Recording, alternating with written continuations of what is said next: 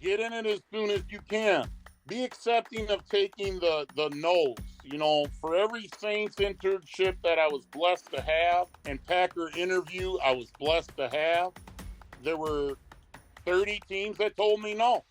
How important is it to use all? Episode 117 featured Mike Harr, the defensive line coach at Waterford High School in Wisconsin. For more content like this, be sure to like and subscribe. Appreciate you, Justin. So Coach Harr is the defensive line coach at Waterford High School, which is near Milwaukee, Wisconsin, a little bit south of Green Bay. So to get things started, Coach, I know we messaged a little bit back and forth about your career over your 27 years of coaching. So can you just share with the audience about your background and how you ultimately ended up in your current role at Waterford? Truthfully, I think I was born to coach. I'll say that. I was the guy as a little kid. I would get Star Wars men and I would throw away their weapons and they were named after NFL players. So I could rattle off, Darth Vader was Danny White to me. C3PO was John Jefferson. High school, I had war boards in my room. So you'd have a date come over and they'd see draft boards in my room. So this is just something I always wanted to do. So I coached high school in lacrosse. That's where I did my undergrad and grad school. I then end up in Milwaukee. Milwaukee's a big school district, and my family's down in this area, my parents and such. I end up out of that Milwaukee experience. Grade school wasn't necessarily my niche for Phi Ed. So I end up going to grad school. I always want to be in player personnel, as I mentioned. So I ended up parlaying my graduate experience. We had to do an internship to graduate. So I shotgunned my resume and letters out to NFL teams, ultimately in 99, interning with the Saints and Mike Ditka. Out of that, I had another interview then for an internship from that with the Packers. Did not get that with Ron Wolf, which is funny stories with that. But then I end up college D3. I end up back in high school in Milwaukee. I actually had a 5-month son that passed away. So at that time, I just needed a change. So I end up high school in the suburbs now at my alma mater. End up D3 at Carroll down the road in this Milwaukee area. It's in Waukesha. Come back to the high school level because I've always tried to be selfless in the area where I've coached a few guys that were on practice squads in the NFL. Then blessed to coach pretty talented guys. And back at that Carroll, the D coordinator ends up being the head coach, so he brought me back. And then right about that time, Justin, all this time I was teaching. So I was a teacher 16 years also. But I really, if I'm being honest, I went into teaching to be a coach, even though teaching is coaching, coaching is teaching if it's done right, I think.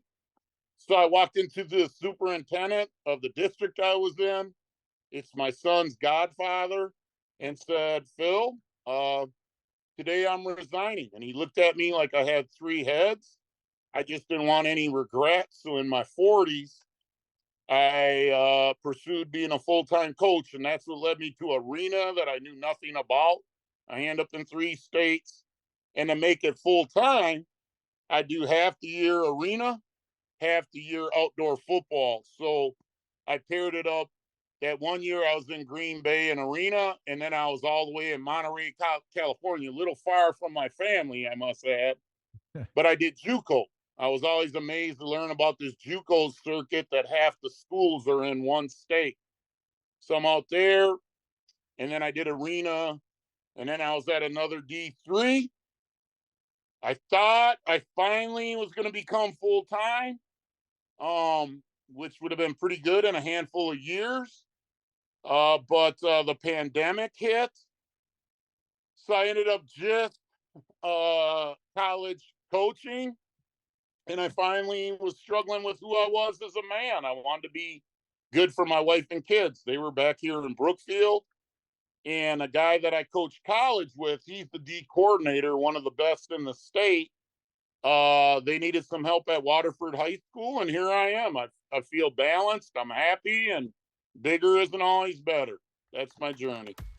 Today's podcast is brought to you by Coach Tools, the football player grading tool for coaches that's better and faster.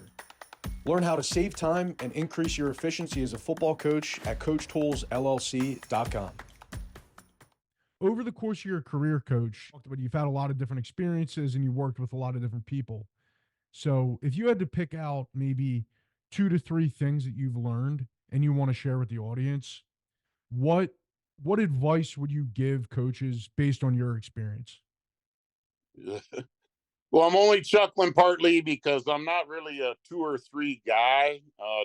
For me, you got to be a deeper thinker than that if you really want to be good at this profession. But you're asking me 2 or 3. Wow. Well, I would say one. Okay, so I'm on a reading kick right now, Justin, and I made a goal. I want to read one book a month for the rest of my life. And through that, I'm looking to my right here on my bookshelf. There's these 2 Navy SEALs, Jocko and Leaf, that wrote a couple bangers, I call them, of leadership books. And they consult teams and organizations now, and they talk about the word dichotomy. So I guess if there's one thing I'd bring up, and just so you know, my list in front of me, I have like 20 and examples, but dichotomy is basically 2 opposing things that can work in conjunction, meaning being disciplined, but not being too disciplined. And specific examples, life, what I love about football, it's a microcosm of life. And that being said, one has to keep in mind during the course of a game, life, it's ever changing. So that dichotomy could be shifting, but keep in mind there's a healthy balance. So I would say, whatever said person you interview gets interviewed, to me, there's a healthy balance of being over the top in that said skill and not caring enough. That said, I guess on the top of my list, I'll share as 1 or 2 is being a lifelong learner. Getting to camps, being part of your associations, clinics, books. I can't tell you how many times a week I'll make a random phone call here or there and tap into mentors. I think the second one for me, I like this. You're forcing me to think on my own list. Relationships. Because to me, what branches out of that? Love, trust. I'm a pretty intense guy. Coach Schiffman will tell you that. And they always wonder, how can you have Indy going on? You work the hardest at times, that unit of the team, yet them guys will run through a wall for you. Well, I think it's because in the off season, we have like D-line brotherhood meetings, and they know I'm going to be loyal to them. They be loyal to me. Trust the process. We're not bigger than the team. But I would say that piece. And then I guess number 3, how about I'll just say, because it's in my head, the whys. I'm not sure enough coaches. We all know a lot of football if you put the time in. But I think the mistake we make on and off the field, I was dealing with it with my daughter this morning at home. The why. Why are your mother and I a little disappointed in you on this? And how can you fix it? Why are we running this blitz? What is the other team showing us? So I guess that's my short answer of 3. Yeah. And I mean, anything else, Coach? Because I know you said you had some other points. Yeah, on my list, and feel free to cut me off at any time, Coach. Resourceful. I'm a guy that when I'm coaching up them guys, I'm secure enough, and not every coach is, which that's another trait. Being secure in who you are and who God made you to be. Don't try to be another coach, but I'll look at a guy. Hey, coach, on this 3-man movement, why am I stepping 45 degrees? And if I don't know, I was always trained that, hey, I'm not sure. That's a good question. and I will have an answer to you in the next 24 hours. And that's always worked for me. Yeah. Passionate, I brought up the why, expert in your field. Some guy that gets me hot, they wear a polo shirt and they think they're a coach. Well, there's a little more to it than that, you know? Love, loyalty, relationships, keeping it simple. I'm huge because I've been able to work the higher levels. We had the luxury of having meeting time. And although I don't always have that at the high school level by rule or simple minutes in a day, um, I'm a big believer when we're on that field and cross that white line, you're getting a lot of reps. The talking happens off the field. That's another thing that burns me. I can picture this one guy at my alma mater. He would have his linebackers take a knee by him and he would give them a 10-minute dissertation and they lost out on reps. Well, to me, that's not effective teaching and coaching. Being organized, selfless, that's part of why I'm on this podcast. John Wooden calls it the dirty shoulders principle. I'm the kind of guy, if Justin stands on my shoulders and this helps one person, this podcast, or helps Justin or whoever, I don't need to run around and tell everybody I did it. But I'm proud to be selfless, you know, and if our teams are like that, that's a tough team. And we got to model that toughness, utilizing your time. You know, there's a dichotomy right there. You got 86,400 seconds in a day, I tell my guys. How are you investing them as if they were dollars? And there's the unhealthy balance. You're looking at one. You know, when I was out in California for 6 months, I struggled with that. Yes, I'm trying to make my family proud, but am I being the best man I can be if I'm not there for my family? So you got to balance that, the time, but being on point with time. I'm a guy, if I'm not early, I'm late. I'm a guy filling my Indy. I don't care if it's the high school level to the second. And some of them guys laugh at me, but that's just how Coach Haar rolls. Competitively excellent, you know, knowing the whys. We talked about that earlier.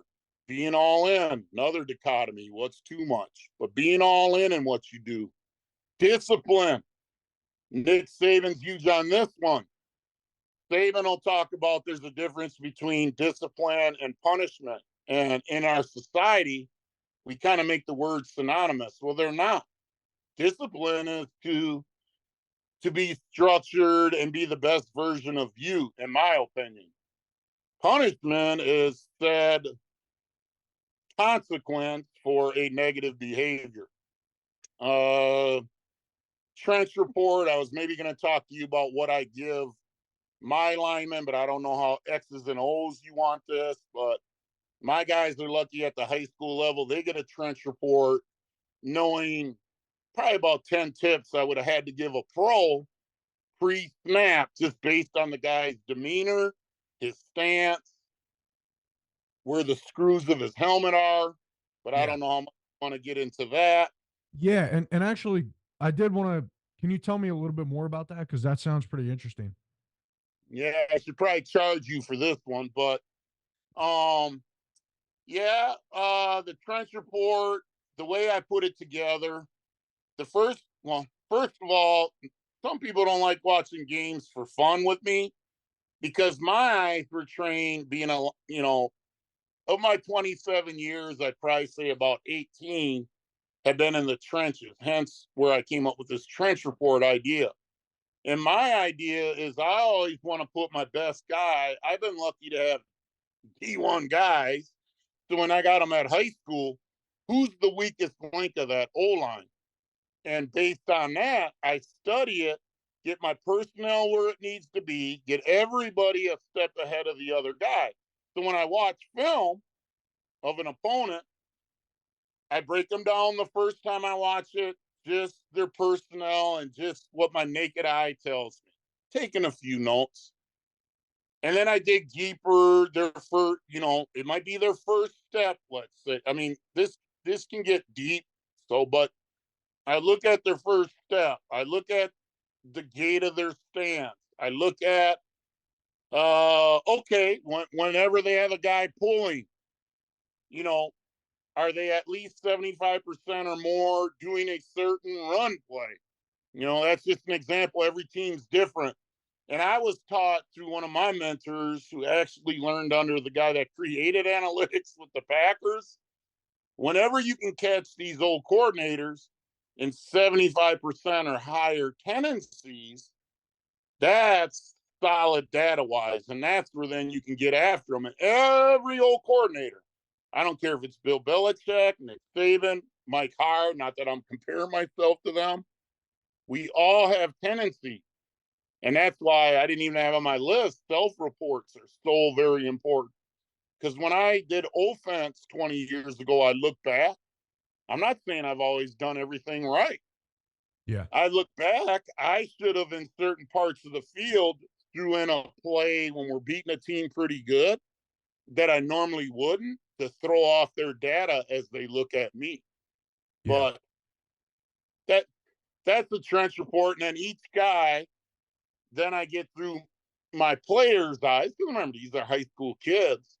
Okay, you're going against 53 most of this game. What's he going to show you? And then all week in Indy, I build that into Indy. And that's another thing on my list. Make your Indy game like. I see a lot of guys that come up with drills, and you know darn well it don't correlate to a game. And you're like, well, then to me, that's not utilizing that time we talked about. Yeah. So, so I've gotten better with, I actually do 2 or 3 drills at a time. The players don't know that, but it might have their get off. It might have disciplined eyes in that drill. It might have their run destruction reaction. It might have their escape. It might have tackling. But again, not my first rodeo. Right. I don't know if that answers your question on that, Justin. No, that's very interesting. And if you'd want after this podcast or ever have questions or want a snapshot, you could probably send a couple states to Wisconsin and I'll hook you up. All right. But the last few I have on my list, and there's so many out there. That's the other thing. I talk about keeping it simple.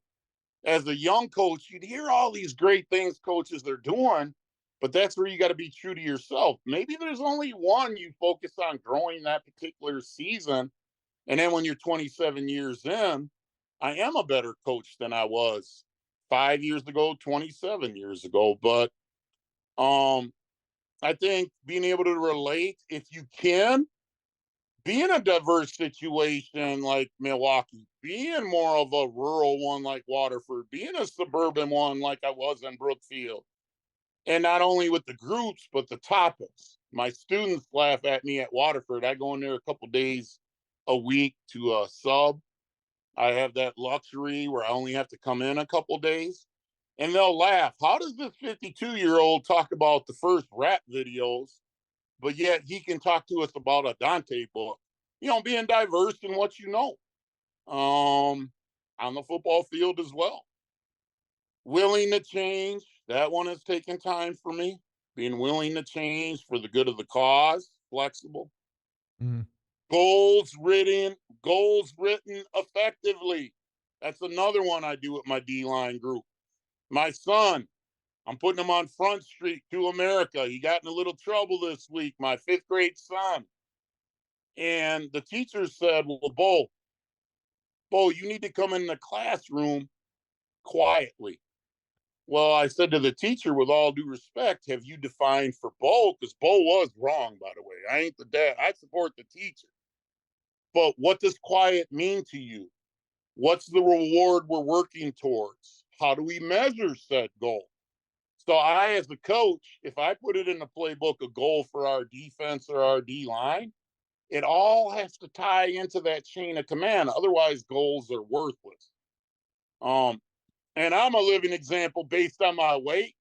The hardest part of goal setting is the discipline of doing them, the doing to me. Yeah. Being transparent and honest, and then having fun. That's Yeah. basically the list I had in front of me. Love it.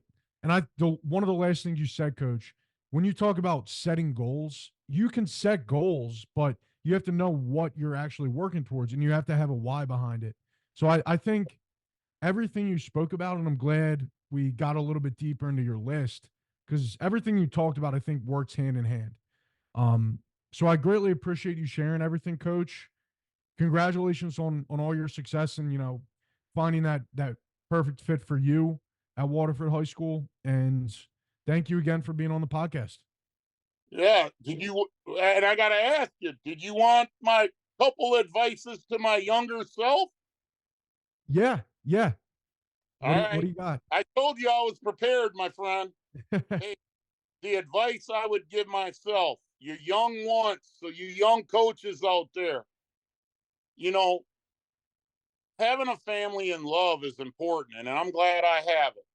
But in this profession, if you're going to bounce around the country, and I dabbled with this when I was going to go to grad school, if you're going to get in this, you got to get in that as soon as possible.